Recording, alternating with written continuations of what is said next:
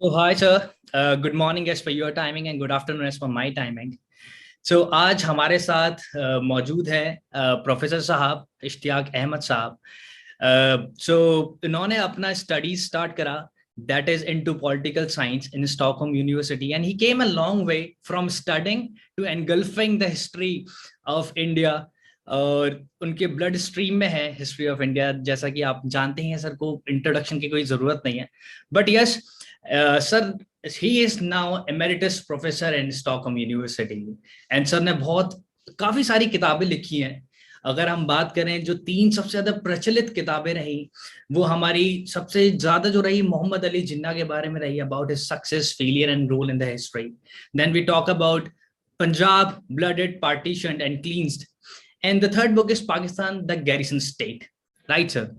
तो सर जो हमारी जो नॉर्मल ऑडियंस है, अगर आप उनको बताना चाहें इन तीनों बुकों के बारे में जो आपने लिखी हैं, उसका एक बेसिक क्या था, उसका एस्पेक्ट क्या था, तो it would be really amazing to them to understand. देखें, एक किताब जिसका जिक्र नहीं होता लेकिन होना चाहिए, राइट सर, वो है मेरा डॉक्टरल थीसिस. ओके. वो है the concept of an Islamic state, N analysis of the ideological controversy in Pakistan. Okay. ये बाद में ये छपी थी 1987 में फ्रांसिस पिंटर ऑफ लंदन ने. फिर इसको छापा सेंट मार्टिन्स प्रेस न्यूयॉर्क ने. राइट. और 1991 में वैनगार्ड बुक्स लाहौर से भी ये छपी. ओके. तो इसकी 3 एडिशंस, बट आइडेंटिकल किताब जो है वो है. राइट. जिसमें सवाल ये था कि पाकिस्तान क्यों बनाया गया था, और अगर बनाया गया है तो इसको किस किस्म का पाकिस्तान लोग बनाना चाहते हैं. Got it. समझ गए आप? I got it. सॉरी यार. Not an issue. तो फिर जो मैंने देखा फील्ड के अंदर जो लोगों की पोजीशंस थी, राइट, वो कहा जा सकता है कि there are as many positions on Pakistan as people want to express their opinion. Right. और कोई 2 ओपिनियन जरूरी नहीं एक दूसरे से मिले. राइट. अंडरस्टूड. उसकी बैकग्राउंड ये है कि जिन्ना साहब जिन्होंने ये पार्टीशन की आर्गुमेंट पेश की राइट. और कामयाबी से हासिल भी पाकिस्तान कर लिया, अंग्रेजों के साथ उन्होंने एक अलायंस बनाया against the Indian national Congress. और जाते जाते अंग्रेजों ने ये फैसला किया कि हिंदुस्तान की तकसीम कर देंगे तो पाकिस्तान जो है वो हम पे ज्यादा डिपेंडेंट होगा, क्योंकि इसके पास तो ना रिसोर्सेज हैं और इसकी जियोग्राफी इतनी नेगेटिव है. पाकिस्तान में हमेशा जिक्र होता है पाकिस्तान के स्ट्रेटेजिक वो क्या कहते हैं एडवांटेज का. ओके. यदि वो क्योंकि चाइना से थोड़ा सा आगे जाके रूस से, सेंट्रल एशिया, वेस्ट एशिया, सारी ट्रेड रूट्स यहाँ से जाती हैं, सिल्क रूट. राइट. लेकिन लोग ये नहीं देखते कि जो इसका क्रिएशन के वक्त था ना शेप, राइट. वो इनडिफेंसिबल था. बल्कि यहाँ पे एक बताता जाऊं, कैबिनेट मिशन प्लान में ये कोई इसका जिक्र नहीं करता कि जिन्ना साहब क्यों माने. राइट. आज आपसे दोबारा मैं वो अंडरलाइन करना चाहता हूं. 4 अप्रैल 1946 को डेलीगेशन वालों ने कहा, mister Jinnah, if you can't show us that Pakistan is defensible, you leave us no choice but to leave India united. Okay. ये बड़ा इंटरेस्टिंग है. उससे पहले जिन्ना जो था, जिन्ना साहब जो थे, he would not even hear an argument. Okay. तो अब जिन्ना साहब ने जो फैसला बड़ी देर के बाद, it took me about 2-3 months to decide this, वो ये था कि अगर ये कैबिनेट मिशन प्लान ना माने तो अगर इंडिया यूनाइटेड रहेगा तो किसके पास रहेगा? कांग्रेस के पास रहेगा ना. राइट. और तो कोई है नहीं. तो उसको नामुमकिन बनाने के लिए ही then accepted the cabinet mission plan. Okay. और वहां उन्होंने कहा अपने सपोर्टर्स को, जिनको उन्होंने तैयार किया हुआ था पार्टीशन के हक में, कि ये कोई पाकिस्तान तो बनेगा, लेकिन कल शायद ना बने, कुछ देर के बाद बनेगा, क्योंकि 10 साल के बाद प्रोविंसेस को और जो 3 ग्रुप्स बनाए हैं उनको हक है कि वो ये यूनियन छोड़ दें। ओके। और हम वैसे भी कोशिश करेंगे कि वहां रह के हर वक्त जो भी आर्ग्यूमेंट पाकिस्तान के हक में हो, we will give that. Okay. समझ गए आप? I got it. अच्छा, इसके अलावा 7 साल में मुसलमानों को कन्विंस करना कि आप पाकिस्तान को सपोर्ट करें, कोई आसान बात तो नहीं थी। राइट। जमीयत उलमा हिंद जो है, जो मुसलमानों की सबसे बड़ी मजहबी जमात थी, वो तो इंडियन नेशनल कांग्रेस के साथ थी। ओके। और कई अब्दुल कलाम आजाद और बेतहाशा लोग हैं जो समझते थे कि partition of India would be also the partition of Muslims. Right. Abdul Kalam Azad ने तो कहा भी कि क्या कर रहे हो, कहाँ जा रहे हो, अपने घर, अपने बाग, अपने मकबरे, अपने मोहल्ले, अपनी मसाजिद छोड़ के। सही बात है। तुम्हारा और हिंदुओं का मिलके ये पाकिस्तान हिंदुस्तान होगा, सबका उसमें एक एक एक जैसा हिस्सा होगा। और सच्ची बात है, जब मैंने लिखना शुरू किया तो इतना मैं चार्म नहीं था, but the fact is Congress की सारी आइडियोलॉजी लोगों को साथ मिलके लेके चलने की थी। राइट। किसी ग्रुप को डिस्क्रिमिनेट करना या कुछ उनकी आइडियोलॉजी नहीं थी। हिंदू मेजोरिटी जरूर थी, बट सो व्हाट यार। राइट। ये तो कोई ऐसी आर्ग्यूमेंट नहीं है ना कि अगर आप रिलीजन वाइड मेजोरिटी में नहीं है तो आप जमहूरियत के, डेमोक्रेसी के खिलाफ ही हो जाए। तो मुसलमानों में भी ये ऑपोजिशन थी, लेकिन उनको डरा धमका के कि यूनाइटेड इंडिया में पाकिस्तान इस्लाम अनाहिलेट का मतलब होता है एक्सटर्मिनेट, खत्म हो जाएगा, खत्म हो जाएगा। And Muslims will be obliterated, उसका भी यही मतलब है कि उनका नामो निशान नहीं रहेगा। ओके। इस किस्म के डर डोर प्ले करके और लोगों को मुख्तलिफ वादे करके, मौलवी आ गए तो कहा कैसे हो सकता है कि मुसलमानों का मुल्क हो और शरिया और कुरान और उसका सुप्रेमेसी ना हो, ये तो कभी हो नहीं सकता। राइट। कोई जरा पढ़े लिखे लोगों का कि नहीं यार, इस्लाम तो डेमोक्रेटिक है, तो हम जो बनाएंगे वो मॉडर्न भी होगी और डेमोक्रेटिक भी होगी। राइट। तो सर, अंग्रेज, हाँ जी, मैं जो बात कर रहा हूँ बिल्कुल बिल्कुल। कि ये अगर आप बैकग्राउंड जेन में रखें, हाँ जी। तो पाकिस्तान जब बना तो उसकी तो कोई विजन नहीं थी कि ये कैसा होगा। राइट। इसलिए मुझे ये किताब लिखनी पड़ी कि after all why all this conflicting views on Pakistan. So मेरा डॉक्टरल थीसिस इस बुनियाद पे है। ओके। वहां पे मैंने एक्सट्रीम राइट पे उन लोगों को रखा है जो कहते हैं कि इस्लाम में everything is completely given, laws given, constitution given, and a government can की ड्यूटी सिर्फ ये है कि वो उनको अप्लाई करे। ओके। न्यू लॉ मेकिंग की जरूरत ही नहीं है। ओके। उसके बाद जो है मौलाना मौदूदी की पोजीशन है, जो बड़ी पाकिस्तान को जिसने कब्जे में कर लिया, राइट। वो ये थी कि बिल्कुल कुरान सुन्ना शरिया जो भी कहती है वो तो लाजिम है मुसलमान मुल्कों के लिए, राइट। मगर जहां जहां कुरान और इस्लाम में कोई क्लियर स्टेटमेंट नहीं है वहां पे हम कानून बना सकते हैं। तो उसको उन्होंने कहा थियो डेमोक्रेसी, यानी है तो ये शरिया पे बेस्ड टोटली, लेकिन जहां शरिया चुप है वहां आप कानून बना सकते हैं। मसलन ट्रैफिक लाइट का, क्रॉसिंग का, इसका तो कुरान के अंदर नहीं है, राइट। तो यू कैन मेक लॉज। ये उनका पॉइंट ऑफ व्यू था। Got it. But all other rights जो कुरान के अंदर हैं, rights of minorities, rights of women, position of slaves, वो स्लेवरी को मानते थे, बिल्कुल मानते थे। हाँ जी। और के इस्लाम में हुकूमत सिर्फ मुसलमानों के पास होगी, गैर मुस्लिम रह सकते हैं और उनको प्रोटेक्शन दी जाएगी, लेकिन हुकूमत की जो है ना की पोजीशन वो सिर्फ मुसलमानों के पास होगी। इसके अलावा फिर मैंने देखा 9 पोजीशंस बनती थी। किसी ने कहा नहीं जी, इस्लाम में तो कुरान डेमोक्रेसी भी है, सोशलिज्म भी है, कुछ ऐसी पोजीशंस। फिर फाइनली पोजीशन ये थी कि नहीं,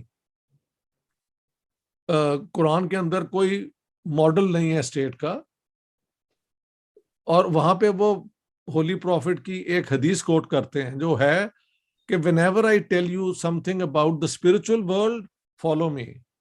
Okay. But when it is a matter of worldly affairs, then I am just a human being. Okay. तो एक हदीस ऐसी है जिसके ऊपर पोजीशन कुछ लोगों ने बनाई कि यहां से लगता है कि मुसलमानों की स्टेट सेकुलर भी हो सकती है। ओके तो सर कहीं ना कहीं उस टाइम जब पार्टीशन हुआ तो जो मुस्लिम को कहीं ना कहीं आप कह सकते हैं कि उनके दिमाग में फीड किया गया कि वो एक्सटिंक्ट हो सकते हैं और कहीं ना कहीं इस्लाम खतरे में आ सकता है अगर वो यूनाइटेड इंडिया में रहेंगे। सो ये आइडियोलॉजी ने बहुत बड़ा रोल प्ले करा पार्टीशन ऑफ इंडिया का। बहुत बड़ा किया क्योंकि देखे ना 1937 के इलेक्शन में तो जिन मुस्लिम मेजॉरिटी प्रोविंसेस में the Muslim League was routed, vote ही नहीं था मिला। यानी पंजाब के अंदर मेजॉरिटी मुसलमानों की थी और वहां पे होती थी पंजाब यूनियनिस्ट पार्टी जो एक इंटर कम्युनल पार्टी थी जिसके लीडर सर फजले हुसैन, सर सिकंदर हयात, सर खिजर हयात टिवाना, ये सारे लॉयलिस्ट थे टू द ब्रिटिश। ठीक है, राइट। मगर इनकी आइडियोलॉजी जो है सबको साथ लेके चलने की थी। Got it. सबका इतिहास, सबका वो क्या है जो मोदी साहब कहते हैं, दे एक्चुअली डिड इट क्योंकि इस पार्टी के नंबर 2 लीडर जो थे वो सर छोटू राम थे फ्रॉम हरियाणा। ओके। जिनका बहुत इन्फ्लुएंस था। राइट। पूरा अंबाला डिवीजन, पंजाब की 5 डिवीजन थी, पूरा अंबाला डिवीजन उनके होल्ड में था क्योंकि वहां पे हिंदू जाट मेजोरिटी में थे।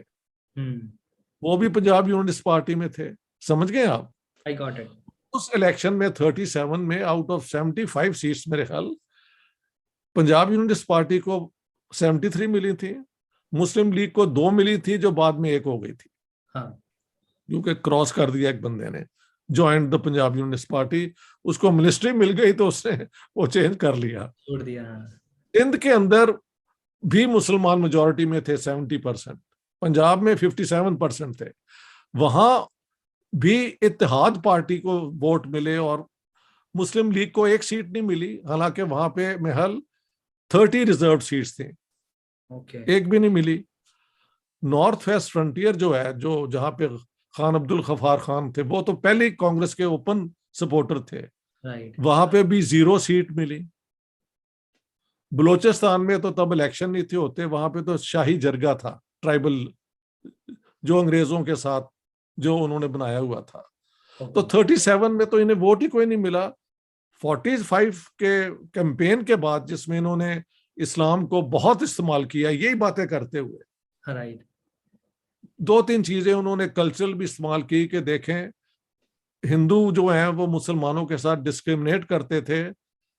ये अपना जो है ना पोल्यूशन का जो कास्ट सिस्टम है, राइट, यानी पानी अलग गिलासों में पीना, और गांव में तो एक ही कुएं से पानी भी नहीं थे लेने देते। राइट।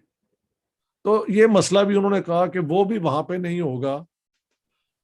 सारे इस इलाके के सिंधी हों या वो पंजाबी हों, जिम्मेदार जो हैं, क्योंकि उस जमाने में बैंक नहीं थे तो वो मनी लैंडर से लेते लोन्स। ओके। तो मनी लैंडर्स कौन थे, हिंदू थे या सिख थे? ज्यादातर हिंदू, क्योंकि इस्लाम में मनी लैंडरिंग पे आपको पता है ना एक बैन है। अच्छा। You can't give a loan and charge an interest. Okay. वो कहा जाता है कि आप पैसा दे के दूसरे की लेबर को एक्सप्लॉइट करते हैं विदाउट डूइंग योरसेल्फ एनीथिंग। ये आर्ग्यूमेंट है ना। ओके। तो ये भी कहा गया कि जो आपकी आउटस्टैंडिंग डेट्स हैं। अच्छा, एक और बात बता दूं, 1937 में सर छोटू राम ने खुद एक बिल पास करवाया था पंजाब असेंबली में कि जो आउटस्टैंडिंग डेट्स है ना पेजेंट्री की, वो खुद पेजेंट लीडर थे ना, ओके, वो कैंसिल हो जाएंगी। जो इन पे इंटरेस्ट है, जो रियल ली थी अपना वो वो तो देनी पड़ेगी, लेकिन आउटस्टैंडिंग डेट्स। लेकिन हुआ क्या, ये वेरी इंटरेस्टिंग, पंजाब असेंबली ने पास कर दिया, लेकिन पंजाब गवर्नर जो अंग्रेज था उसने उसे असेंट नहीं दिया। Okay. So even the Punjab Unionist Party tried to you know abolish ये आउटस्टैंडिंग डेट्स जो थी, लेकिन the British did not let that happen. अब ये सारी चीजें मुस्लिम लीग के कैंपेन में आई, तो उसमें यह भी था कि हम तो इन सारी डेट्स से भी आजाद हो जाएंगे, कास्ट सिस्टम की जो है डिस्क्रिमिनेशन उससे भी आजाद हो जाएंगे। लेकिन ये आप ये कह सकते हैं कि ये सारी बातें तो मुस्लिम मेजॉरिटी प्रोविंसेस में तो अट्रैक्ट करती हैं। Why did the Muslims of the Hindu majority provinces, जहां वो माइनॉरिटी में थे, उन्होंने क्यों वोट दिया? ठीक है ना? हाँ, क्योंकि उनको तो जिन्ना साहब ने यही कहा था कि मियां तुम वहां ही रहो, तुम हमेशा माइनॉरिटी रहोगे, हमारा ही आजादी के अंदर तुम रोड़ा ना अटको, ना रोड़ा ना बनो। अच्छा। ये जिन्ना अली किताब में सारी स्पीचेस है इसके लिए। इसके बाद ही तो ये सारी जो फजूल किताबें लिखी जाती हैं झूठी, वो चुप हो गए हैं। हाँ हाँ हाँ, राइट। मेरी इस किताब के बाद दिलों के अंदर तो बहुत नफरत है मेरे खिलाफ, लेकिन वो क्या कर सके। When you quote Jinnah saying this, कोई मैं तो नहीं ना कह रहा, सही बात है। तो इट्स ऑल ऑन रिकॉर्ड। उन्होंने कहा तुम यहाँ रहो, तुम्हारा तो यही है, लेकिन हमें तो आजाद होने दो। ये जिन्ना साहब की आर्गुमेंट थी। अच्छा। तो आप कह सकते हैं कि, और एक और बात जो मैं समझाना चाहता हूं, कि उस जमाने में यूनिवर्सल एडल्ट फ्रेंचाइज तो नहीं ना था। Only 10 to 11% of the total Indian population had the right to vote. Right. Right to vote property ownership पे, रेवेन्यू पेमेंट पे और एजुकेशन पे मिलता था। राइट। ठीक है? Got it. तो जिन लोगों के पास, मुसलमानों के पास वोट होगा, वो पढ़े लिखे भी होंगे, वो वो अपने इलाके में कोई रसूख भी रखते होंगे, तो उनको शायद नजर आया कि यार वहां पे तो हमें नौकरियां मिल जाएंगी हिंदू सिखों से, जो हमसे ज्यादा एजुकेटेड है, हम उनसे आगे निकलने का चांस होगा। तो इस तरह करके आप कह सकते हैं कि पार्टीशन की सपोर्ट बनाई गई। उसके बाद जिस तरह पार्टीशन हुआ वो मैंने अपनी किताब पंजाब वाली में बताया है। पाकिस्तान फिर क्यों गैरिजन स्टेट बना, मैंने बताया ना कि द ब्रिटिश डेलीगेशन सेड कि mister Jinnah, can you show us how Pakistan will be defensible, otherwise we leave India united. तो प्रॉब्लम तो यही था ना, पाकिस्तान तो गया बन। आप पाकिस्तान, वेस्ट पाकिस्तान का बॉर्डर देखे ना, राइट।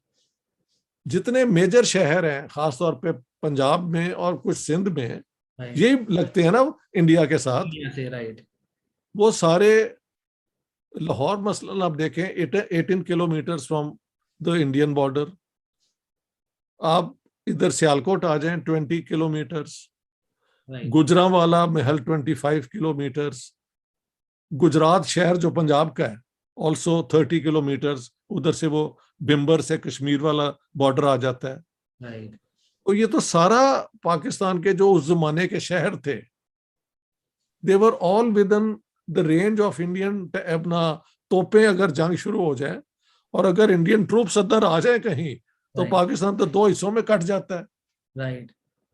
और एक और सुनो, ईस्ट पाकिस्तान तो हमेशा इनडिफेंसिबल रहा। पाकिस्तान की सारी मिलिट्री स्ट्रेटजी वेस्ट पाकिस्तान को डिफेंड करने के लिए थी। ईस्ट पाकिस्तान में तो 1-2 बटालियंस के अलावा इन्होंने कुछ रखा ही नहीं। तो the cabinet mission plan was absolutely right कि ये जो पाकिस्तान आप डिमांड कर रहे हैं वो तो इस तरह का होगा। बट जिन्ना इंसिस्टेड के फिर हाँ, अब ये कह सकते हैं कि कैबिनेट मिशन प्लान तो रिजेक्ट तो कांग्रेस ने फिर की ना। कांग्रेस ने क्यों की? कांग्रेस ने इसलिए की कि इसके अंदर यह था कि हर 10 साल बाद अगर आप इंडियन यूनियन को खत्म करना चाहें तो आप छोड़ जा सकते हैं। right. एक स्टेट बनने से पहले ही उसके खत्म होने की पॉसिबिलिटी हो तो वो तो कोई स्टेट नहीं है ना। राइट, सही बात है सर। एक और बात थी सेंटर के पास सिर्फ 3 चीजें दी गई थी, फॉरेन अफेयर्स, डिफेंस एंड वो क्या कहते हैं यार, कम्युनिकेशंस। सिर्फ टैक्सेस इन 3 चीजों के लिए सेंटर अडॉप्ट कर सकती थी, everything else was left to the provinces. Okay. और तीसरी बात यह थी कि द प्रिंसली स्टेट्स सिर्फ 2 चीजें सरेंडर करेंगी, डिफेंस एंड फॉरेन अफेयर्स। बाकी इंटरनल ऑटोनॉमी उनकी कंप्लीट होगी। अब देखें, अगर आप यूनिवर्सल अडल्ट फ्रेंचाइज लाना चाहें तो प्रिंसली स्टेट्स तो कह सकती हैं we agreed only to defence and foreign services, foreign affairs, we don't want universal adult franchise. तो ऐसी स्टेट वहां पे भी पैरालाइज हो जाती है अगर आप डेमोक्रेसी बनाना चाहें। राइट। और हर 10 साल बाद ये डर है कि ये छोड़ के भी चले जाएंगे।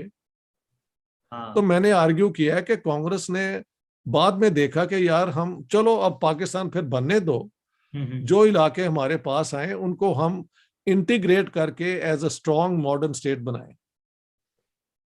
तो ये जो प्रोपोगंडा ये आरएसएस और बीजेपी करते हैं ना कांग्रेस के खिलाफ, वो बिल्कुल बेबुनियाद है कि इन्होंने पार्टीशन मानी। ये वो पार्टीशन ना मानते तो जो इंडिया बनता उसमें हर रोज झगड़ा होता।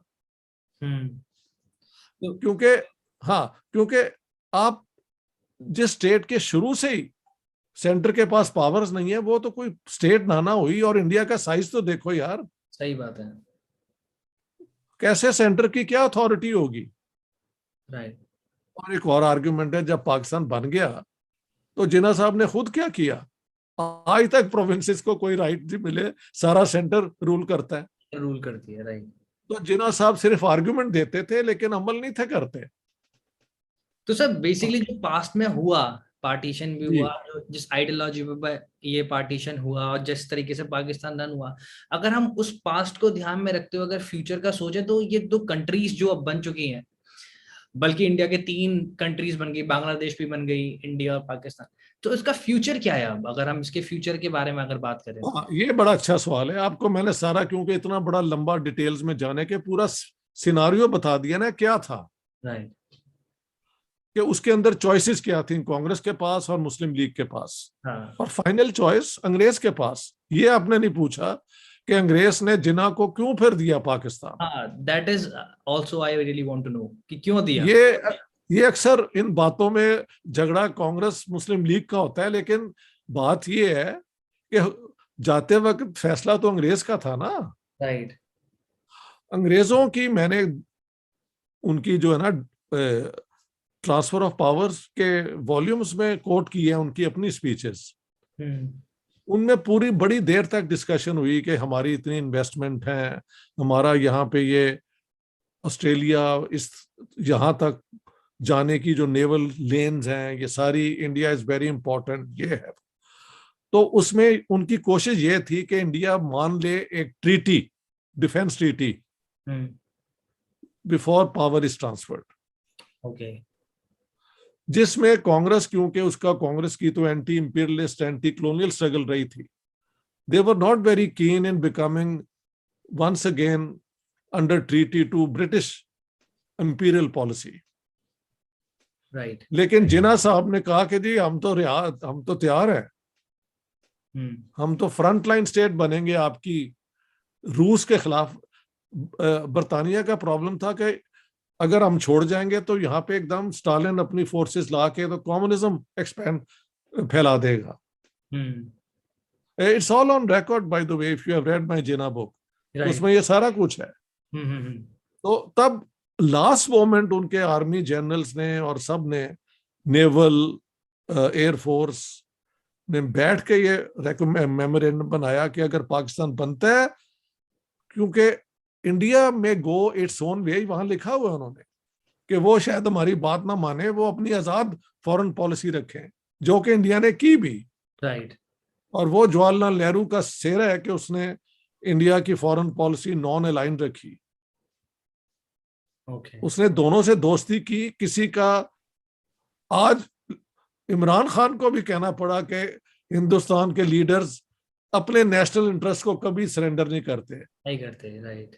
वो गालियां देते देते भी उनको सच तो बोलना पड़ा ना। सही बात है। तो ये सच शुरू से ही है, जवाहरलाल नेहरू से शुरू होता है, ओके। महात्मा गांधी से होता है, सरदार पटेल से होता है, अबुल कलाम आजाद से होता है। ये सारे ट्रू इंडियन नेशनलिस्ट थे, जो चाहते नहीं थे कि पार्टीशन हो। एक तो वो पार्टीशन नहीं थे चाहते। पार्टीशन उन्होंने कब कबूल की, जब देखा कि ये तो ऐसा इंडिया छोड़ के जा रहे हैं जो चल ही नहीं सकेगा, तो मजबूरन उन्होंने एक्सेप्ट की ना। ओके। आप अंदाजा लगा लें, वो पावर ट्रांसफर कर जाते हैं, रोज झगड़ा हो सेंटर के साथ, और प्रोविंसेस कहते हैं हम ये चाहते हैं, हम वो चाहते हैं। एक प्रोविंस जो है वो रूस को बुला लेता है, एक अमेरिका को बुला लेता है किसी बहाने से, समझ गया। एडवाइजर्स के। और प्रिंसली स्टेट कितनी थी यार, 565। वो तो फॉरेन एडवाइजर्स कहीं से भी बुला सकती थी। और पूरी ब्रिटिश पॉलिसी एक ये थी कि प्रिंसली स्टेट्स को आजाद ही रखो।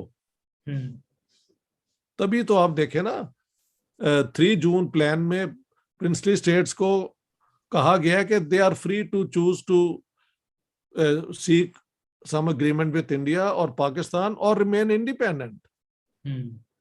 और यही 18 जुलाई 1947 को इंडियन इंडिपेंडेंस एक्ट में है कि princely states will not be affected, अगर वो चाहे तो इंडिपेंडेंट रहेंगी। Got it. तो ऐसा India the Indian national Congress did not want, इसलिए पार्टीशन, जिसमें पहले से ही बॉल्कनाइजेशन ऑफ इंडिया के सारे अपना पॉसिबिलिटीज हो यार। राइट। जिस तरह मैं आज कहूं, अगर as a Pakistani, do I want कि पाकिस्तान की बॉल्कनाइजेशन इस तरह हो जाए? I would not like to. Right. जो सही पेट्रियट होता है वो अपने मुल्क के तोड़ने के हक में तो नहीं ना होता। भी नहीं होता सर, सही बात है। सो बिकॉज ऑनेस्टली ऐसे ऐसे सोचना चाहिए। हाँ, क्योंकि अगर हम अपने जैसे हम बात करते हैं, जैसे आप भी बात करो, और as a Pakistani, I am as a Indian, और हम अपने देश को घर की तरह मानते हैं, तो कोई नहीं चाहता कि उसका घर टूटे, वो घर साथ में रहे। That is we want. बहुत खुश, ये बड़ी अच्छी बात है। आज जिस तरह हम बात कर रहे हैं, लोगों को आसानी से समझ आ जाएगी। हाँ, क्योंकि सर बिकॉज एक लेमन लैंग्वेज में ना, क्योंकि बहुत सारी पॉपुलेशन ऐसी है, अगर हम सिर्फ एक ही कम्युनिकेशन लैंग्वेज रखेंगे जैसे इंग्लिश, तो बहुत सारी पॉपुलेशन है समझ ही नहीं पाती है। एक वो चीज हो गई, और जितना हम इसको लेमन रखेंगे उतना उनके लिए बेहतर होगा समझने के लिए चीजों को। इसी स्पिरिट में मैं आपके साथ एग्री कर गया था ना, राइट। कि हमारा मिशन ये है कि सच लोगों तक आसानी से पहुंच जाए, right. In the interest of both India and Pakistan. जब पाकिस्तान बना तो सारी पार्टीज के एग्रीमेंट से बना ना। Right. So in that sense Pakistan has as much right to be independent as India does. Right. मेरी इंडिया पाकिस्तान से होती है कि आपकी डिफेंस के लिए अगर हमला होता है तो I and my children will come and help. लेकिन आप ये जो है नॉन स्टेट एक्टर्स भेज देते हैं, कभी कश्मीर, इंडियन कश्मीर में, कभी बॉम्बे में, और वहां पे टेररिज्म करते हैं। This can never be defended. Right. और अगर इंडिया पाकिस्तान में टेररिज्म करवाए तो हम उसको भी उतना ही कंडेम करेंगे। सही बात है सर, ये बिकॉज दोनों मुल्क इतना ज्यादा फायदा उठा सकते हैं मिलके। राइट। देखिए, ये राइट और रॉन्ग, यहाँ की पढ़े लिखे लोग अंग्रेजी तो जानते हैं ना। सही बात है। आप कभी यूरोप में नहीं आए, 5-5 6-6 जमात पढ़े ये सरदार जो आपके हैं, और पाकिस्तानी और हिंदू लड़के आ जाते हैं, और उसी अंग्रेजी की जुबान पे पूरे यूरोप में वो छा जाते हैं। सही बात है। ये एक बहुत बड़ा एडवांटेज है इनको। अगर ये सारी चीजें आप इस्तेमाल करें, लोगों को एजुकेट करने में, उनको एक एक positive view about your region दें, तो क्या यहाँ पे कमाल नहीं हो सकता? बिल्कुल सर। और सर ये जो अभी तक जैसे हमने बात करी, एक पॉलिटिकल पॉइंट ऑफ व्यू से हमने बात करी, अगर मैं एक कॉमन जो पॉपुलेशन थी उस टाइम, उस पॉइंट ऑफ व्यू से बात करूं, तो वो सबसे ज्यादा अफेक्ट हुई पार्टीशन के बाद, क्योंकि कई लोगों की जाने गई, जिसकी वजह वही उन्हीं की गई मेरी पंजाब वाली किताब में पढ़ लें आप, हाँ, कि जिन्होंने पाकिस्तान मूवमेंट को चलाया, ये वो, उनके school fellow, college fellow Hindu भी थे जो राइट। अपर क्लास फैमिलीज में थे। हम्म। उनको पाक लाहौर से निकालने के लिए पूरी गवर्नमेंट की सपोर्ट के साथ उनको ट्रक दे दे के, 5-5 ट्रक के जो भरना है भर लो, और साथ पुलिस दी गई कि वो बॉर्डर क्रॉस करा दिए। अपने दोस्तों के साथ है तो इन्होंने ये किया है। राइट। लेकिन जो एक हिंदू चपड़ासी है या चौकीदार है या कोई गरीब क्लर्क है या कुछ, उस बेचारा का तो कोई सपोर्टर नहीं था, ना ही किसी मुसलमान का था, ना सही। ही किसी सिख का था। सही बात। उनको फिर गाजर मूली की तरह मारा गया। सही बात। The partition was over the dead body of common Hindus, Muslims and Sikhs. Right. Lahore के पौश इलाके में हमला हुआ ही नहीं। आप खुशवंत सिंह का वो देख लेना अपना, मेरी किताब में जो उसका है कि उसके जिम खाना और ये जो क्लब जहां ये अपर क्लास बैठ के पीते शीते बातें करते थे, वहां तो एक हमला नहीं हुआ। सही बात है। सारे हमले तो मोहल्लों में हुए हैं, मिडिल क्लास के इलाकों में हुए हैं, दुकानदारों के पे हुए हैं। हाँ जी, आम हमारे जैसे लोग जो होते हैं सही बात है सर। उन पे ये हमले हुए हैं, और उन्हीं को बेदर्दी से, उन्हीं की औरतें उठाई गई, उन्हीं के बच्चों को नेजों पे उठाया गया। एलीट ने तो एक दूसरे की मदद भी की है। मैंने तो कोट किया है कि बेगम शाहनवाज होती थी जो सरशफी की बेटी थी। आपको सरशफी का पता है? अच्छा सर, उसके बारे में बतानी है। देखे, मुस्लिम लीग के दो बड़े लीडर थे, एक थे कायदे आजम, ओके। एक थे मियां सर मोहम्मद शफी जो लाहौर के थे। ओके। लाहौर की एक मशहूर फैमिली है ये, बागबानपुरे की, अराई अराई बरादरी से। अच्छा। लाहौर में ज्यादा बड़ी जिम्मेदारी यानी जमीनें जो हैं पार्टीशन से पहले भी अराइयों के पास ही थी, गॉट इट। या हिंदू जाट्स के पास थी, वो अमृतसर के तरफ जाते हुए विलेजेस में। हम्म। बिजनेस जो थी वो खत्रियों के पास थी, हम्म। हिंदू खत्रियों के पास और अरोड़ों के पास। और जो ब्राह्मण है पंजाब के, वो देवर ओनली प्रीस्ट्स। उनकी रिस्पेक्ट तो होती थी, हाँ। लेकिन वो जिस तरह वहां पे है ना यूपी में, ये वो उनकी एक बहुत बड़ी पावर है, ऐसी कोई नहीं है। राइट। पंजाब के अंदर वो प्रीस्ट थे, तो जाहिर है हर प्रीस्ट की रिस्पेक्ट तो होती है ना। सही बात है सर। लेकिन पावर यहाँ पे हिंदुओं के पास, इकोनॉमिक फाइनेंशियल, हिंदू खत्रियों के पास थी। ये वही खतरी हैं जो बॉम्बे फिल्म इंडस्ट्री में इनके लड़के लड़कियां आपको सारे मिल जाएंगे पंजाबी। राइट। सिर्फ एक ब्राह्मण है जो मैंने देखा है, सुनील दत्त, वो पंजाब से थे और मैं उन्हें मिला हूं। अच्छा। एक्सेप्शन टू द रूल तो हर जगह होते हैं ना। सही बात है सर। या ये भी हैं आपके मनोज कुमार, ये भी गोस्वामी है ना, ये दो हैं। राइट। लेकिन बाकी द होल लॉट जो है वो खत्री है। पंजाब। और एक और बता दूं, पार्टीशन से पहले कोई सिख जो है वो हीरो नहीं बना। अच्छा। ये जरा मजे की बात भी हो जाए ना, व्हाट इज द रीजन? क्योंकि तब तक सिख अपनी जो है ना दाढ़ी नहीं थे मुंडवाते। अच्छा। ये तो बाद में धर्मेंद्र ने शुरू किया है, तो अब एक और बात हो गई है। हाँ। सो आपको सिख लड़कियां मिल जाएंगी बॉम्बे फिल्म इंडस्ट्री में, गीता बाली, कुलदीप कौर, और बेतहाशा नाम मुझे याद आ रहे हैं, हाँ। But handsome, good looking Sikh you would not find. Right. Hindu मिलेंगे या मुसलमान मिलेंगे। सही बात है। पंजाब से, पेशावर से राज कपूर ऑल्सो खत्री, दिलीप कुमार मुस्लिम, ये सारे इस किस्म का है। तो ये यहाँ की कल्चरल बैकग्राउंड थी। हम्म। अब बात ये है कि इन सारी चीजों को होते हुए why can't people make a move जिस तरह हम चाहते हैं कि राइट। अमन की बात हो, दोस्ती की बात हो। व्हाट इज द बिग, कहते हैं जी कश्मीर इशू है। मैं समझता हूं उसमें भी मैंने प्रूव किया है कि कश्मीर शायद पाकिस्तान को इंडिया देने को भी तैयार था। अच्छा।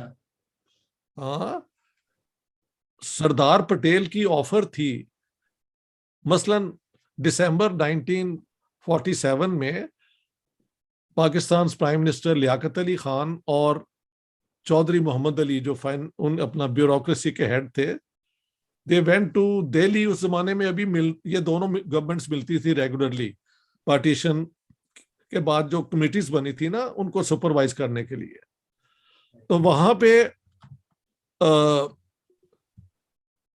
लियाकत अली खान ने कश्मीर की बात की। ये भी तो आई हैव कोटेड वहां पे चौधरी मोहम्मद अली की किताब इमरजेंस ऑफ पाकिस्तान में, कि सरदार पटेल ने जब हमारी बातें सुनी तो उन्होंने चिढ़ के कहा कि यार क्यों तुम बात करते हो जूनागढ़ की, let's talk about Kashmir and Hyderabad, यानी you keep Kashmir we keep Hyderabad. अच्छा। उसके बाद वो उन्होंने एक इंटरव्यू दिया, जो वो भी मैंने किताब में दिया, जहां पे चौधरी मोहम्मद अली ने बताया कि दिसंबर 22, 1947 को इंडिया से पैगाम आया, यानी सरदार पटेल की तरफ से, कि you keep Kashmir and hands off Hyderabad. And Chaudhry Mohammad Ali says के आई वेंट, वो चौधरी मोहम्मद अली को एवरी डे कायदे आजम मोहम्मद अली जिन्ना शाम को बुला लेते थे और सारे दिन में जो हुआ था उनसे वो रिपोर्ट लेते थे।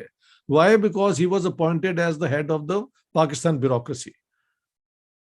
तो वो जिन्ना के बहुत कॉन्फिडेंट थे, यानी he trusted him a lot. ठीक है, बाद में वो प्राइम मिनिस्टर ऑफ पाकिस्तान भी बने for a year, Chaudhry Mohammad Ali. वो लिखते हैं कि मैं ये जब पैगाम लेके गया तो mister Jinnah did not seem to be interested.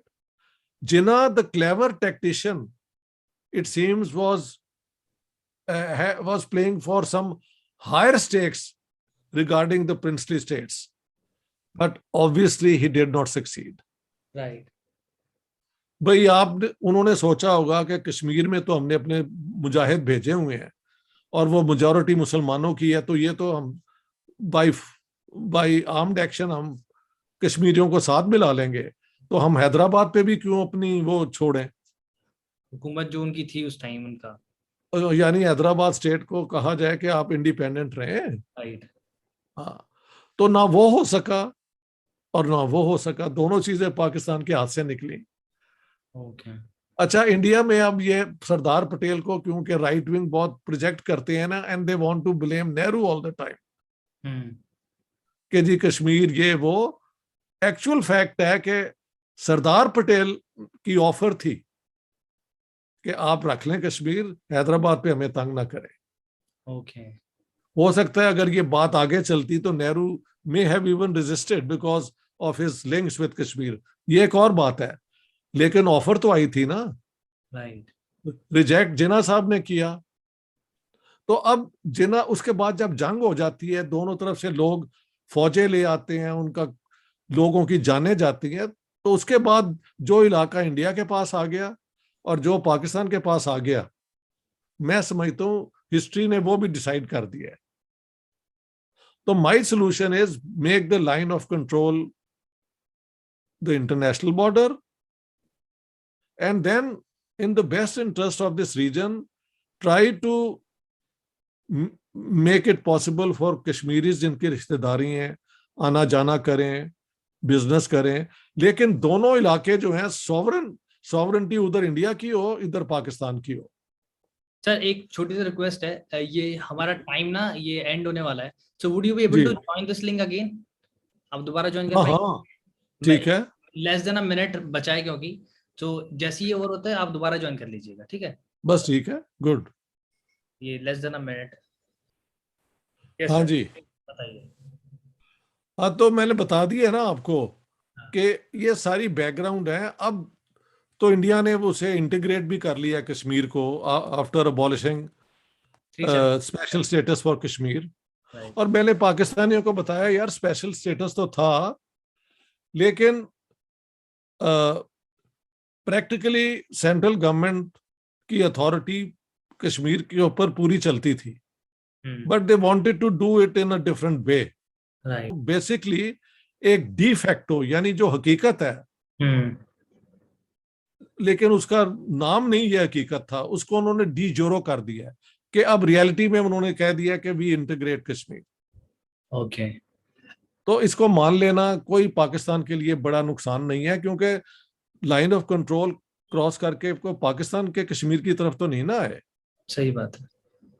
तो अगर वो अपने कश्मीर में इस तरह करते हैं, आप ठीक है प्रोटेस्ट करते रहे, लेकिन इसकी बुनियाद पे इंडिया से बात ही नहीं करनी, ट्रेड ही नहीं करनी, ये नहीं करना, वो नहीं करना, तो नुकसान पाकिस्तान का हो रहा है। सही बात है। और मैं ही नहीं कह रहा, हमारे सबसे बड़े जो इंडस्ट्रियलिस्ट हैं मियां मंशा, ये हम्म। उनकी स्टेटमेंट है, we should do trade with India. Right.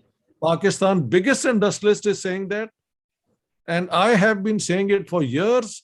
अब मैंने देखा है जो लोग कभी नहीं थे कहते, वो उन्होंने भी कहना शुरू कर दिया है, ये राइट। दिखा के और मैं कह यार इन्हें बताओ, सबसे पहले तो मैं कहता था और मुझे ये सब गालियां देते थे। सही बात है सर। क्योंकि मुझे रियलिस्टिकली ये नजर आता है कि जिन्ना साहब lost Pakistan by his ambition to get Hyderabad, फिर जंग की और जंग भी नहीं जीते। राइट। और जब जंग नहीं जीते तो दूसरी साइड फिर क्यों आपको दो। एक और बात भी है, ये जो रिवर्स है ना, जो हिमालय से आते हैं और कश्मीर से आते हैं, राइट। वो हिंदुस्तान से होके पाकिस्तान में आते हैं हर दफा, सही बात है सर। सारे रिवर्स। तो जो एग्रीमेंट हुई, Indus water treaty in agreement, वो जवाहरलाल नेहरू और फील्ड मार्शल अयूब खान ने जो अग्री किया, 80% वो पानी पाकिस्तान को दिया गया था। तो और क्या चाहिए पाकिस्तान को। सही बात है sir. It was not only a fair deal, it was a very generous deal जो इंडियन प्राइम मिनिस्टर ने एग्री किया in the larger interest of peace. You know, Pandit Nehru की जो मदर थी वो तो लाहौर से थी, सही बात है। और उनके बेतहाशा लाहौर में दोस्त थे। मियां Iftikharuddin was president of Punjab Congress Party for 5 years, from 1935 to 1945। सही बात। और वो जब लाहौर आते थे मियां साहब के घर रहते थे, इतनी दोस्ती थी। तो उनके तो लाहौर में और भी बेतहाशा मानने वाले दोस्त थे, जानते थे कितने वो शरीफ आदमी हैं, पीस लविंग आदमी हैं, कोई उनमें एंटी मुस्लिम सेंटिमेंट नहीं था। तो ऐसे लोगों की तो सब इज्जत करते हैं। सही बात है। तो अगर हम मिलके ये हिंदुस्तान को बनाते तो ये तो बहुत बड़ी पावर बन जाती यार। सही बात नहीं सर, जैसे अगर मैं बात करूं नॉर्मल मुस्लिम जो पॉपुलेशन इंडिया में भी, अगर मैं मेजोरिटी ऑफ पॉपुलेशन की बात करूं तो they are on to it कि पीसफुल नेशन रहेगा तो सही है, क्योंकि जहाँ पे जो मॉडर्न एरा में हम रह रहे हैं, we need to talk about how to get better in terms of technology, economically और सोशली, और हमें अपने एनवायरनमेंट के बारे में सोचना चाहिए, जबकि हम सिर्फ जंगों के बारे में सोच रहे हैं या लड़ाइयों के बारे में सोच रहे हैं। जंगों के बारे में सोच रहे हैं और रिलीजन और हिस्ट्री की रिफ्यूज लेके प्रेजेंट को जंग की बुनियाद बना रहे हैं। राइट। यार हिस्ट्री के अंदर वो सेंट्रल एशिया से फौजें आई, इंडिया ने रेजिस्ट किया, नहीं जीते तो सो व्हाट यार, जंगें होती हैं, खत्म हो जाती हैं। सही बात है। हाँ, और जो लोग यहाँ पे कन्वर्ट हुए उसमें बेतहाशा लोग तो आम ही थे ना। सही बात है सर। जो रूलर होता है उसको देख के अपना लोग मजहब भी बदल देते हैं यार, ये आम होता है उस जमाने में। सही बात है। कुछ कास्ट सिस्टम से भी आजाद हुए, इसमें भी कोई शक नहीं है। हम्म। आजाद होके बेचारों को इस्लाम में वो रिलीफ नहीं मिला जो इस्लाम प्रॉमिस करता है, क्योंकि अरबों के अंदर कास्ट सिस्टम इस तरह नहीं है। इंडियन इस्लाम में भी कास्ट सिस्टम है, not based on theology but sociology. Right. भाई लोग मुसलमान तो उसी ग्रुप से हुए हैं ना, और वही आइडियाज यहाँ पे भी आ गए हैं इन अनदर फॉर्म। सही बात है तो सर। मैं कहता हूं कि इंडियन पाकिस्तानी मुस्लिम्स और हिंदू मुस्लिम्स, सही बात है। हमारा कल्चर, हमारी जो सोशियोलॉजी है वो तो अभी भी हिंदुइज्म पे बेस्ड है ना। सही किसको लड़की देनी है, किसको नहीं देनी है, कौन हमसे ऊंचा है, कौन हमसे नीचा है, इसकी बुनियाद पे सारे रिश्ते होते हैं। सही बात है सर, क्योंकि सर फोर फादर्स तो हिंदू ही हैं, they will be considered as Hindu only, वो तो चेंज कोई नहीं कर सकता, दैट इज द फैक्ट। ये लोगों को बताया जाए तो बात बड़ी आसान हो जाती है। और एक और बात है, अगर मॉडर्न इंडिया अब भी कास्ट सिस्टम की बुनियाद पे स्टेट चलाए तो मैं कहूं पाकिस्तान was right. हम्म, क्यों मैं किसी के नीचे रहूं? Why should I? सही बात।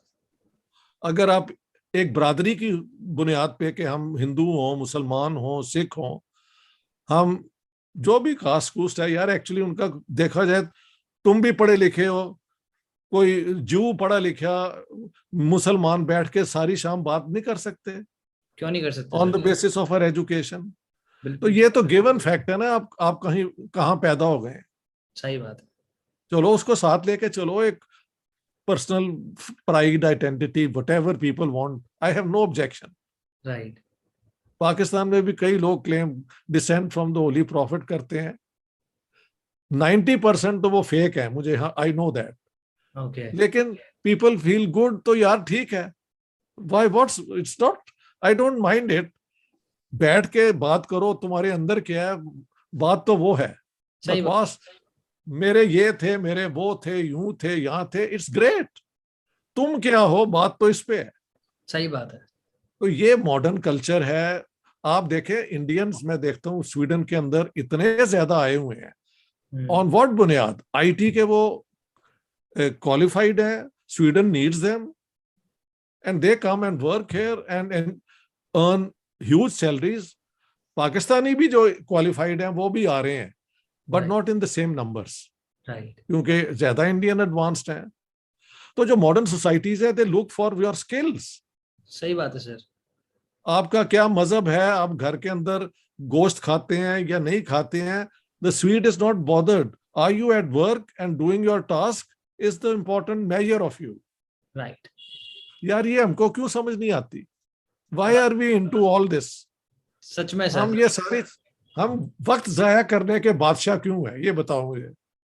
सही बात है। लाइक के अपना देखो ना, कि वो जो है, कभी कुतुब मीनार एक हिंदू ये होता था, हो सकता हो, कभी ये कि ताजमहल के नीचे पता नहीं कोई, ये why are we into this digging up the past to justify revenge and hatred? मुझे नहीं समझ आती व्हाई। ये तो सबको पता है कि Akbar was an enlightened king, तो उसको तो सब मानते हैं। Right. Aurangzeb may be was not, उसके मुतल्लिक ओपिनियन लोगों की नेगेटिव है, फैक्ट्स तो यूं ही है ना। सही बात है। तो जिस तरह मैंने आपके ही एक प्रोग्राम में देखा था कि अशोका, द ग्रेट अशोका ने अपने 100 रिश्तेदार मारे थे before he became the symbol of peace and all. Okay. तो औरंगजेब ने तो 3 भाई मारे हैं ना अपने। यार रूल जब आपने हुकूमत करनी होती है ना, यू आइदर डू इट और यू लीव। राइट। ये तो सिविलाइज्ड हुकूमत, अब इलेक्शंस और उसके मुताबिक हुकूमत चलाना, ये मॉडर्न पीरियड की बात है। सही बात है सर। ये आप भी जानते हैं, मैं भी जानता हूं। दुनिया ये सीख के आगे निकल रही है। हमारे यहाँ अभी तक इन दकियानूसी, आउटडेटेड बातों के ऊपर इतनी इन्वेस्टमेंट हो रही है, इतना वो डिसइंफॉर्मेशन। और देखो ना, मैं जो बात करता हूं, अब जब मैं इसे करूंगा ना यूट्यूब पे, तो इंडिया से कमेंट्स आएंगे कि ये तो तकिया में है। तकिया आप समझते हैं? नहीं, तकिया मत। तकिया मीन्स के मेरी बिलीफ और ओपिनियन कुछ और है, बातें मैं आपके खुश करने के लिए कर रहा हूं। Got it. And at heart I am Hindu Muslim Taliban. वो बहुत बहुत लोग लिखेंगे। ओके। पहले तो मैं बहुत हर्ट होता था, फिर मैंने कहा इनको और कोई तरीका नहीं है मुझे अटैक करने का, क्योंकि अगर मेरी बातों पे जाएं तो ये कह नहीं सकते। अब यही कह सकते हैं ना कि मैं बातें कुछ करता हूं, तो दिल के अंदर ये जानते हैं मैं क्या हूं। मैं what can I do with this people? लेकिन they come up with these insulting comments all the time. I have decided कि इनको इग्नोर किया जाए।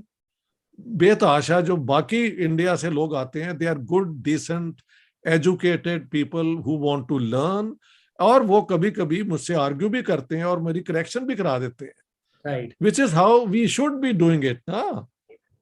मैं कोई खुदा थोड़ी हूं, I am just a scholar who has, तो कोई फैक्ट जो मेरा जरा इनएक्यूरेट है, if you bring the fact to you know Why shouldn't I learn? And I keep learning every day.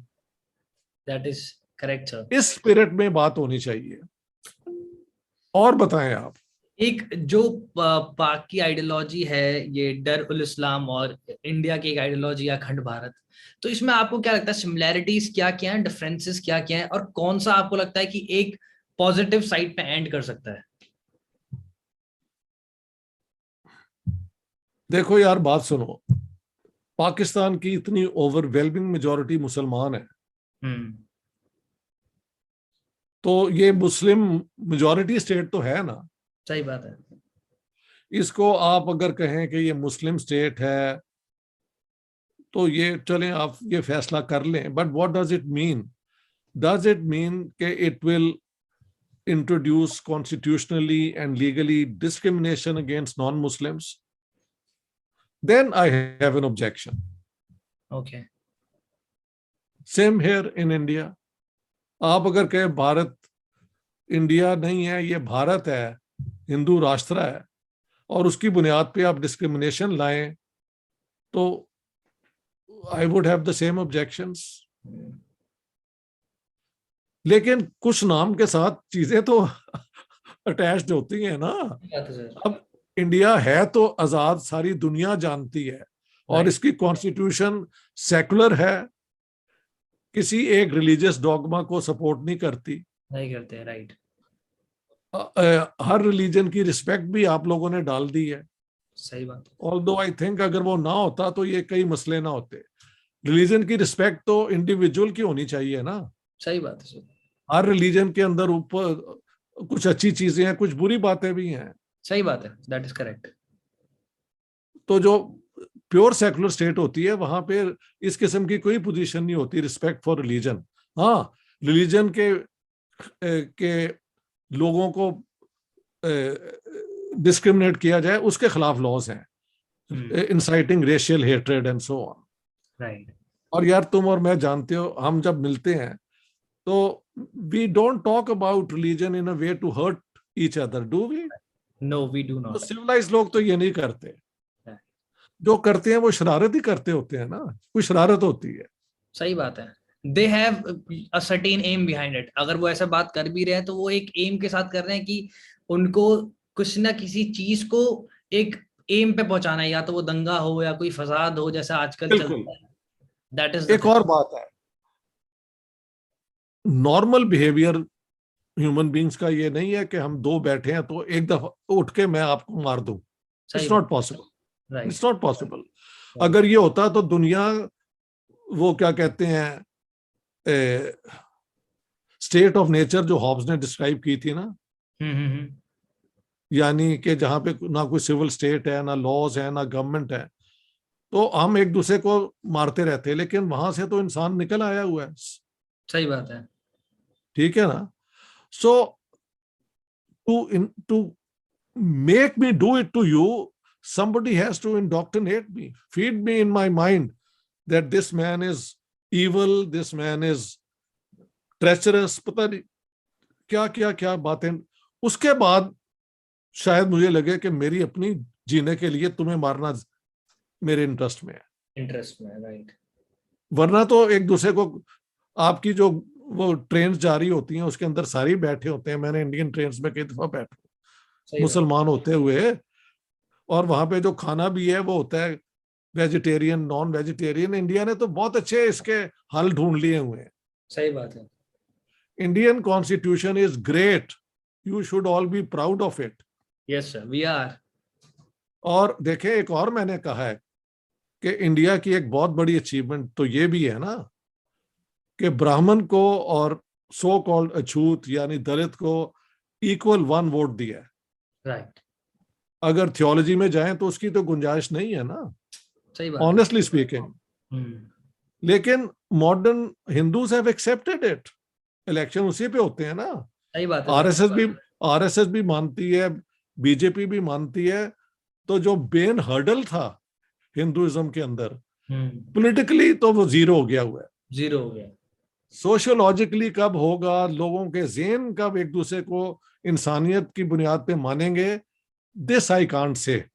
Right. लेकिन आप भी जानते हैं और मैं भी जानता हूं कि एक आम गरीब आदमी को अगर चांस मिले तो वो अंबेडकर बन सकता है। हम्म, तो somewhere something is wrong with Hindu theology. यही इस्लाम के अंदर कई चीजें हैं जो हम कह सकते हैं कि अगर थियोलॉजी की बुनियाद पे किया जाए तो वो गलत साबित होती हैं। सही बात है। स्लेवरी खत्म होने के बाद, यानी कुरान के अंदर इनकरेज नहीं किया गया लेकिन एक्सेप्ट किया गया स्लेवरी को। राइट। लेकिन अब कहीं भी मुसलमानों में स्लेवरी नहीं है, तो क्या इस्लाम खतरे में पड़ गया है? नहीं ना। सही बात है। हिंदुज्म भी खतरे में तो नहीं ना पड़ गया कि दलित को भी वोट मिल गया है? क्यों जी? बिल्कुल नहीं सर। तो बस इन चीजों को वेस्ट ने क्रॉस कर लिया है। हम्म। उनकी लड़कियों से जो चाहता है शादी कर लेता है, जो हर बल्कि मिसयूज करते हैं उन आजादियों को हमारे लोग। सही बात है। लेकिन उनकी सोसाइटी स्ट्रांग है, दे नो कि हम मिसयूज कर रहे हैं, उसके बुनियाद पे वो अपनी लॉज नहीं चेंज कर रहे। राइट। तो इस तरह इंटेलेक्चुअल जो है ना आपकी तरह के, हु आर क्यूरियस, और जो आइंदा आने वाले वक्त में दुनिया को बदलेंगे, राइट। यानी आप हिंदू भी रहेंगे लेकिन आप एक एनलाइटेंड हिंदू तो हो सकते हैं ना, जो इन सब चीजों को समझते हुए इंसानियत को भी आगे लेके चले और लेके चले। महात्मा गांधी और ये सारे लोग बेसिकली इन्होंने इंसानियत एक्सेप्ट कर ली थी। सही बात है। तो मुसलमानों के अंदर भी कहा जाता है बहुत इंसानियत पे है कि एक रसूलुल्लाह की हदीस लोग तनी कुरान के अंदर है या हदीस है कि अगर आप एक इंसान को मारने तो आपने सारी इंसानियत को मार दिया है। तो मैंने कहा यार उसको असूल बना लो, सही बात है। तो कत्लेआम फिर छोड़ दो। होता है ऐसे नहीं है। बातें करने तक तो ये हम सारा कुछ कर लेते हैं हम्म। कि जी वैदिक पीरियड में तो कोई कास्ट सिस्टम नहीं था, ये था वो था, इलेक्शन होते थे।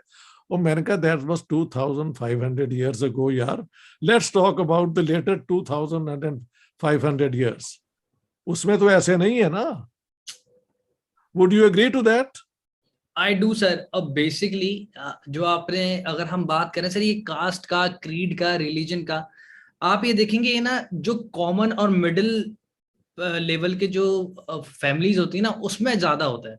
अगर मैं उसी में तो होता है, उसी में तो होता है, और तो कहीं होता ही नहीं। इन्फ्लुएंशियल पीपल, रिच पीपल की बात करूं, वहां कोई कहीं एग्जिस्ट ही नहीं करता ये सब चीजें। उनकी मजहब का साथ कोई नहीं होता है, उनकी शादियां भी हो जाती हैं। सही बात। उनकी वो क्या कहते हैं, फ्री सेक्स भी होता है, सारा कुछ होता है, पीन पीन खे वो क्या डांस डूंस हमारे यहाँ बहुत होता है यार। सही बात है। आई कैन टेल यू, ये सिर्फ हिंदुओं में नहीं होता, मुसलमानों में उससे ज्यादा होता है। तो उनके लिए तो कोई मजहब की कभी भी रिस्ट्रिक्शन नहीं हुई। नहीं है जो और नॉर्मल। जो बहुत गरीब आदमी होता है तो उसका तो हर चीज बिक जाती है यार। सही बात है। तो उसको मजहब के तौर पे लगा लो साथ, उसको किसी और ये तो आपकी रिस्पॉन्सिबिलिटी है ना। प्रॉब्लम है हमारे जैसे लोगों का जो मिडिल क्लास के भी हैं, सही क्लास के हैं। और उनको प्रॉब्लम होता है ये मुझसे बेहतर है या मैं इससे बेहतर हूँ। सही बात इस है। किस्म की बकवास है सारी। सही। That is really. वरना इंसान का खून एक ही जैसा है, चोट भी लगे तो इतनी दर्द होती है, सही बात है। किसी का दिल दुखाए तो उतना ही दुखता है, और प्यार अगर किसी से हो जाए तो उसी शिद्दत से होता है। सही बात है। तो ये तो ह्यूमन नेचर के अंदर जो चीजें गिवन है इंस्टिंक्टली, वो तो एक ही है। सही बात है सर। ऐसे बात है। हाँ, we can not change the way we feel, but ये है कि उस फील को कैसे ब्रेन वॉश किया गया या कैसे चैनलाइज किया गया, that is the important thing. That is the thing to combat. Right. तो चैनलाइज करना हम, ये हमारे हाथ में कि हमारी सराउंडिंग को चैनलाइज कैसे करवाना है हमको, क्योंकि बेशक पढ़ना आसान है लेकिन एक सही रास्ते पे चलना सबसे ज्यादा मुश्किल है। बहुत मुश्किल है, लेकिन उसी रास्ते पे चलने का मजा भी आता है अगर आप ट्रू इंटेलेक्चुअल है। ट्रू इंटेलेक्चुअल है। राइट। That is. वरना तो आप वरना तो आप चूरन बेचते हैं ना कि मुझे इतना पता है, मेरी कीमत डाल दो, ये बस इतनी है बात। सही बात है। हाँ। तो आप अपने मुल्क से प्यार करें, उसकी बेस्ट वैल्यूज आपको पूरा हक है। राइट। अगर दोनों तरफ ऐसे हो जाए without saying that we are enemies, यार कुछ दुनिया से भी सीख लो। सही बात है। ये सारे यूरोप में जितनी जंगें हुई है ना, माफ करना, हम्म। एक और तारीफ में बताता जाऊं, मैंने एक किताब पढ़ी है जो सऊदी अरेबिया से पब्लिश हुई है कि दुनिया में सबसे ज्यादा कत्लेआम वेस्टर्न सोसाइटीज ने किया है। ओके। और दुनिया में सबसे कम कत्लेआम इंडिक सिविलाइजेशन ने की है। ओके।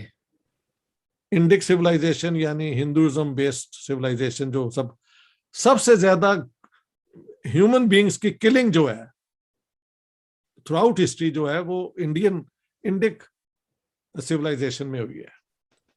इस्लाम की स्टोरी जो है वो क्रिश्चियनिटी और ये जो इनकी मॉडर्न स्टेट्स से बहुत कम है, लेकिन Indic civilisation is still the least civilisation which has shed blood. ये फैक्ट है। राइट। इसीलिए हिंदुस्तान के अंदर डीप थिंकिंग भी बहुत होती है। फलसफा कभी डेड नहीं हुआ इंडिया के अंदर। वो दूसरी बात है, कॉलोनियलिज्म की वजह से और इसकी वजह से वो सारा छुपा रहा या दबा रहा। लेकिन अकबर के जो बेस्ट एडवाइजर थे वो तो हिंदू ही थे। जो सारा रेवेन्यू सिस्टम उसने बनाया है वो तो राजा टोडरमल ने बनाया, जिसपे पूरी इकोनॉमी चली यार। राइट। तो टैलेंट हमेशा जो है वो पहचाना जाता है। सही बात है, दैट इज करेक्ट। लेकिन वो एक और दौर था। आज के दौर में तो इन चीजों को सोचने की जरूरत ही नहीं है। It's all clear. एक जमाने में हिंदू अगर समुद्र क्रॉस कर जाते थे तो पता नहीं उनका भ्रष्ट हो जाता था, ये वो। अब जिसको चांस मिलता है जाके तो सारे वेस्ट में सेटल्ड हैं। सही बात है सर, दैट इज तो वो सारी चीजें आप चेंज तो होती जा रही है ना। सिर्फ प्रेजुडिस को फाइट करना है, मुसलमानों को और हिंदुओं को, in their own best interest. अगर मैं हेट करना कम कर दूं तो मेरे अंदर मोहब्बत जो है मुझे ज्यादा जिंदा भी रखेगी और हेल्दी भी रखेगी। नफरत जो है ना वो आपको कभी चैन से नहीं रहने देती। सही बात है। किसी को हर्ट करके if you feel you are good, you are wrong. At heart you know you have done something nasty. ये सबको पता है। That is very correct. हाँ जी। जैसे सर आपने वो जिक्र छेड़ा ना कि उस टाइम की जैसे ओल्ड सिविलाइजेशन जो हमारी थी जहाँ पे राजा महाराजा, उस टाइम हम किसी देश पे या किसी राज्य पे कब्जा करने के लिए लड़ाइयाँ जंगे करते थे, क्योंकि तब इतना इंटेलेक्चुअल थिंकिंग नहीं थे या इतना चीजें थी नहीं क्रोनोलॉजिकली। लेकिन अगर आज की हम बात करें, अगर आज भी हमें वही लड़ाइयाँ जंगे करनी पड़ रही हैं किसी को कब्जा करने के लिए, तो ह्यूमन जो है, ह्यूमन रेस वो डेवलप ही नहीं हुआ। We are the same. बिल्कुल सही है। अब देखे ना, पूरा इंडिया जिसकी अपनी एक फौज है, इसको कोई दोबारा हिस्ट्री में आके ऑक्युपाई नहीं कर सकता। राइट। तो फिर जब ये मसला ही हल हो गया है तो बजाय पास्ट के अंदर नफरतें ढूंढने के, आप अपनी इस अचीवमेंट के ऊपर रिलैक्स हो जाएं यार। सही बात है। मुसलमानों के घरों के नाम, ये नाम बदलने में आपको क्या, what great score are you. आपका स्कोर तो ये है कि आपके इसका दुनिया में इकोनॉमी नंबर 5 है या पता नहीं 3 है या नंबर 2 है। ये अचीवमेंट्स हैं। राइट। और वो जो पास्ट में हुआ उससे कोई फर्क नहीं पड़ता है, क्योंकि आज तो आप कामयाब है ना। सही बात है। वेस्ट भी आपके सामने झुका हुआ है और रूस भी झुका हुआ है। तो why don't you celebrate and enjoy this, बजाय कि मुझे कहना कि ये तकिए में है और ये तालिबान है। ये जो लोग करते हैं, they do harm to themselves. ठीक है, मैं भी हर्ट होता हूं as a human being, but then I say, वो क्राइस्ट का एक स्टेटमेंट है कि O God forgive them because they know not. कि ये क्राइस्ट का मुझे अभी याद आ गया। मैं मजहब की रेफरेंसेस बहुत कम देता हूं, लेकिन जो ग्रेट स्टेटमेंट्स हैं दुनिया की वो तो कोट की जा सकती है ना। सही बात है। एक और क्रिश्चियन स्टेटमेंट है जो which I love a lot, let him who has not sinned cast the first stone. जिसने, वो ये था कि एक प्रोस्टिट्यूट थी मगदलेना, जिसको ये यहूदी लॉ के मुताबिक लोग पत्थर मारने के लिए मार रहे थे। तो जैसे लेजेंड है, सच है या नहीं है, मगर लेजेंड तो यही है कि Jesus came and stood in front end said कि जिसने कभी कोई गुनाह नहीं ना किया वो इसको पत्थर मारे। तो वो पत्थर नहीं मारे उन्होंने। इसी तरह महात्मा गांधी ने जब कलकत्ता के अंदर हिंदू आए बदला लेने के लिए मुसलमानों से, तो उन्होंने कहा कि पहले सबसे मुझे मारो तुम। और फिर एक ने कहा कि इन्होंने मेरा बेटा माना है, उन्होंने कहा तुम ये करो, एक मुसलमान का बच्चा अडॉप्ट करो and raise him as a Muslim. Now that puts in my opinion Gandhi among the greatest human beings ever born. और अगर जवाहरलाल नेहरू ना होते तो वहां पे मुसलमानों का रहने ना कोई देता। ये मैं मुसलमानों को कहता हूं, यार अकल किया करो। तुम्हारे इतने लोग वहां पे जो रहे, तो वो कर्म तो कांग्रेस हुकूमत की ह्यूमनिज्म है ना।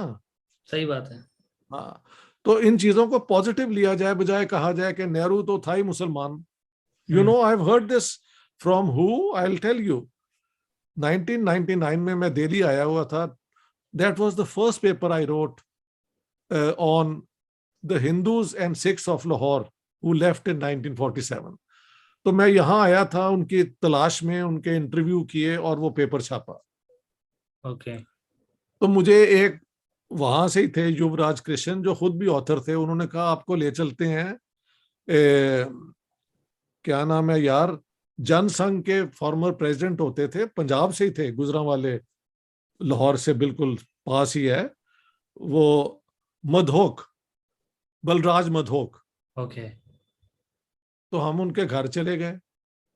तो जब वो मिले तो उन्होंने शुरू तो ऐसे ही किया मुझे हर्ट करने के लिए कि मुसलमान जितने होते हैं वो कमीन होते हैं, कमीने, यानी बुरे होते हैं ये वो। खैर I didn't mind it because I thought कि ये क्या, इसका क्या प्रॉब्लम है। फिर बातें शुरू हुई, देन ही फॉरगॉट, और he was speaking in a Punjabi which is the same as Lahore, and गुजरांवाले की, अमृतसर की एक ही पंजाबी है। राइट। तो ही फॉरगॉट, वो जो स्क्रिप्ट मेरे खिलाफ बनाई थी ना, ही हैड फॉरगॉटन। और जाते जाते उन्होंने कहा जी तुसी जा ही नहीं सकते बगैर खाना खाए। कैन यू बिलीव इट, कि खाना खाए बगैर आप जा नहीं सकते। तो मैंने तो वहां पे कोई जादू नहीं किया, except I let him do this and see what he has to say. Right. फिर जब गुफ्तगू हुई, मैंने कहा देखो बात सुनो, तुम अगर मुसलमानों के साथ इस तरह डिस्क्रिमिनेट ना करते तो वो फिर तुम्हारे खिलाफ भी तो ना होते। तो he had to agree to all that. और बाद में मुझे कहते हैं खाना खा के जाएं।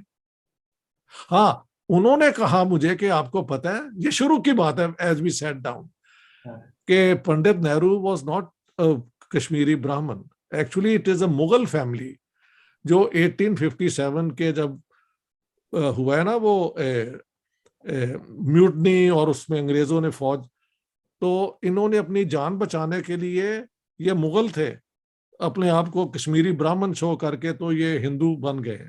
तो ये तो शुरू से मुसलमान है।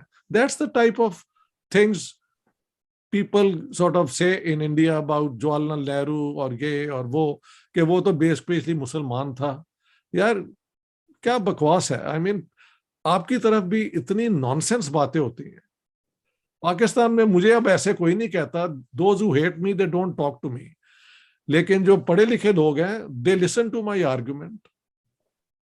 That is the way it should be sir, कि कोई भी आर्ग्यूमेंट या कोई भी आइडियोलॉजी है, until unless we do not have a conversation on that, तब तक हमें एक सोल्यूशन पे नहीं पहुंचेंगे। हो सकता है कि आइडियोलॉजी डिफरेंट हो, माइंडसेट डिफरेंट हो, बट उस माइंडसेट को बात करके ही सोल्यूशन की तरफ जाया जा सकता है। बिल्कुल सही है। तो मैं तो कहता हूँ आरएसएस भी, उसके भी मैंने लीडर्स की बातें सुनी है, उन्होंने जितना एंटी मुस्लिम होती है बात, वो कई दफा कहते हैं वी डोंट सपोर्ट इट। तो आपकी भी जो आइडियोलॉजिकल पार्टीज हैं उनमें भी एक सेंस है। राइट। ये जो होते हैं ना trolls, they are the least educated, सबसे ज्यादा ये महल पर्सनैलिटी वाइज, ये इनमें कोई कमजोरियां होती हैं जो इस किस्म की बातें ज्यादा करते हैं। Correct sir. और हमारे यहाँ भी जमात इस्लामी के अंदर जो अच्छे लोग हैं, उनसे जब आप प्राइवेटली बात करें तो वो अकल की बात भी कर लेते हैं। पब्लिक में बकवास करने की एक और बात है, that's politics. That's politics. Right. ठीक है, आज की काफी हो गई है ना? यस सर, आज के लिए काफी है। We would be keep in touch sir, और भी हम और भी बात करेंगे, स्पेसिफिक टॉपिक्स पे ही बात करेंगे। तो ठीक आई है, will in touch with you, आपसे टच में रहूंगा। एंड ठीक जब है। भी आपको टाइम मिले, do let us know. Of course, नहीं, you should ask me and then I will be ready. ऐसे है, मैं किसी को भी, I mean if people want to talk to me, I have no preconditions. Okay. क्योंकि बात जो है आप इसलिए कर रहे हैं कि हम चाहते हैं कि देखे, बुद्धा का क्या, बुद्धा ने कहा था कि दुख है जो इंसानियत को एक जो शेयर करती है। और गुरु नानक का भी एक कॉल है, नानक दुखिया सब संसार। तो इंसानियत ये है कि लोगों का दुख कम किया जाए, सही बात है। वरना तो एक दूसरे को नुकसान पहुंचाना, एक दूसरे से फायदा पहुंचाना, फायदा उठा लेना, मिसट्रीट करना, वो तो होता ही रहता है। वो सबसे आसान है सर। वो सबसे आसान है, बट वो हमारी डगर नहीं है। एक चीज मेरे को याद आती है, एक मैंने कहीं कोट पढ़ा था कि it is really okay to be human being, but you should be defined on the basis of your human doing. तो ह्यूमन डूइंग बहुत दैट्स इंपॉर्टेंट। इट, यही, that's what I think I was saying. Human being तो हम हैं बाय नो चॉइस, we are human beings, right. But by doing you are you, I am I. Right. ठीक है ना? Right sir. हाँ। Thanks a lot sir, thanks for your time. All the best, take care, we'll be in touch. Sure sir, sure.